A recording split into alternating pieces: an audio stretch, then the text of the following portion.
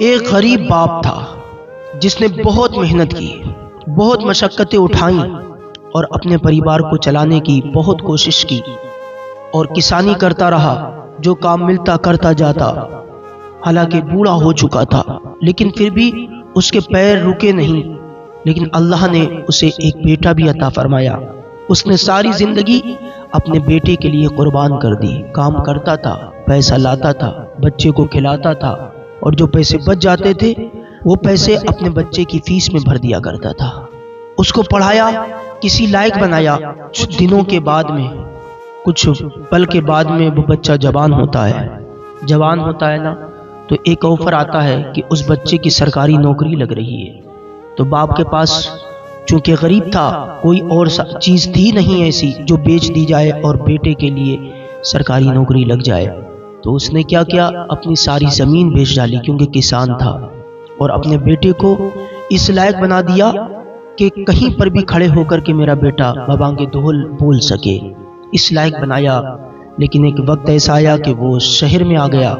جب شہر میں آیا، پڑھانے لگا بچوں کو، تو ایک دن ایسا ہوا کہ اس کی شادی بھی شہر میں ہی لگ گئی۔ اور جب شادی شہر میں لگی تو اس کی بیوی نے تھوڑے دنوں کے بعد میں یہ کہہ دیا کہ میں گاؤں میں نہیں رہنا چاہتی، کیونکہ وہ گاؤں میں رہتا تھا۔ اس لیے اس نے شہر میں مکان لے لیا۔ اب بوڑھے ماں باپ وہیں گاؤں میں انتظار کرتے، ہمیشہ منتظر رہتے کہ کبھی تو میرا بیٹا آئے گا اور میری دیکھ بھال کرے گا۔ لیکن اس کی عورت اس کو کبھی بھی گاؤں میں جانے نہیں دیتی۔ وہ بھول گئی کہ آج یہ جو کچھ بھی بنا ہے تو اس کے باپ کی دین ہے۔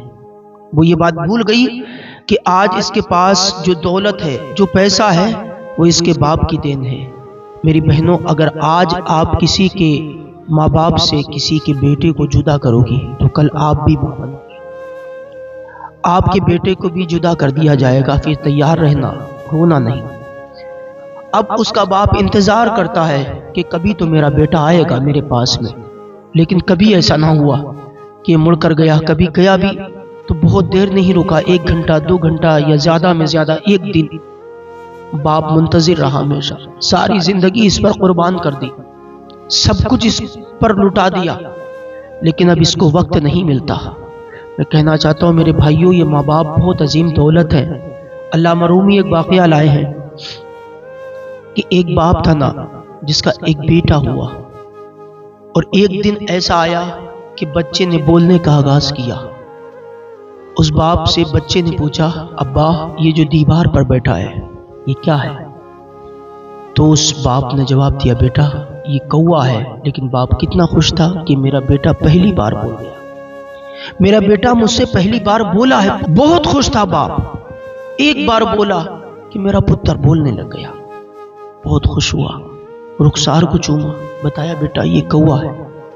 پھر پوچھا، ابا یہ کیا بیٹا ہے؟ پھر رخسار کو چوما اور پھر بتایا۔ علامہ رومی کہتے ہیں یہاں تک کہ 40 مرتبہ اس بیٹے نے پوچھا، ابا یہ دیوار پر جو بیٹھا ہے یہ کیا ہے؟ باپ نے 40 مرتبہ رخسار چوم کر کے بتایا، بیٹا یہ جو دیوار پر بیٹھا ہے یہ کوا ہے۔ لیکن وقت بدلا، باپ بوڑھا ہو گیا، بیٹا جوان ہو گیا، آنکھوں سے نظر بھی نہیں آتا۔ اب جب ایک وقت آیا کہ باپ کو نظر نہیں آیا تو ایک کوا کہیں سے آ کے دیوار پر بیٹھ گیا۔ باپ نے پوچھا، بیٹا یہ بتا ذرا یہ دیوار پر جو بیٹھا یہ کیا ہے؟ نظر نہیں آتا۔ تو بیٹے نے جھڑک دیا، کہا جب نہیں نظر آتا تو کیوں دیکھتے؟ جب نہیں نظر آتا تو دیکھنے کی ضرورت کیا ہے؟ جب یہ جملہ بیٹے کا سنا نا تو باپ کی آنکھوں میں آنسو آ گئے، رونے لگ گیا کہ بیٹا تو اپنا وقت بھول گیا، تو بہت چھوٹا تھا، تو نے دوپہر کا ہی وقت تھا، تو نے مجھ سے 40 مرتبہ پوچھا کہ یہ دیوار پر جو بیٹھا ہے وہ کیا؟ میں نے تیرے گال کو چوم کر کے بتایا اور میں ہر بار مسکرایا، لیکن تو نے ایک دفعہ بھی نہیں بتایا۔ میرے بھائیوں، اس لیے ماں باپ کی قدر کرو۔ ماں باپ اگر چلے گئے تو نہ جانے کیا ہوگا۔ چاہے بھلے آپ لاکھوں کی بھیڑ میں ہوں، اگر ماں باپ نہ ہوں تو آپ تنہا ہو۔ اپنے آپ کو سمجھو یا مت سمجھو۔ ایسے ایک بیٹا تھا نا جس کی پیدائش ہوئی تو اس کے پھیپھڑے کام نہیں کرتے۔ باپ گیا ڈاکٹر کے پاس میں، وہ کہنے لگ گیا کہ میرے خون کا ایک ایک قطرہ نکال لو، لیکن میرے بیٹے کو مجھے دے دو، میرے بیٹے کی زندگی مجھے دے دو۔ اللہ اکبر۔ کہا اس کے لیے تو پھیپھڑے کی ضرورت ہے۔ تو کہا میرے پھیپھڑے کیا، میرے جسم کا ایک ایک پرزہ نکال لو۔ ڈاکٹر ایگری ہو گیا، لیکن چونکہ بچے کا پھیپھڑا اور بڑے کے پھیپھڑے میں بہت بڑا فرق ہوتا ہے، تو کسی طرح اس کو کنورٹ کیا اور باپ کے پھیپھڑے میں اس کو کنورٹ کر کے بیٹے کے لگایا۔ لیکن کچھ وقت ہوا، وہی بیٹا بڑا ہوا، اس کی شادی ہوئی اور اس نے اپنے ماں باپ کو اناتھ آشرم میں ڈال دیا۔ تو میں پوچھنا چاہتا ہوں، کیوں اپنے ماں باپ کی قربانیوں کو بھول جاتے ہو؟ کیوں اپنے باپ کو رولاتے ہو؟ کیوں اپنی ماں کو رولاتے ہو؟ یار، دنیا کے اندر کوئی ایسا نہیں ہے جو بے لوث محبت کرتا ہو۔ اگر کوئی بے لوث محبت کرنے والا ہے تو وہ ہمارا باپ ہی ہے، اس کے علاوہ کوئی اور پیار نہیں کرتا۔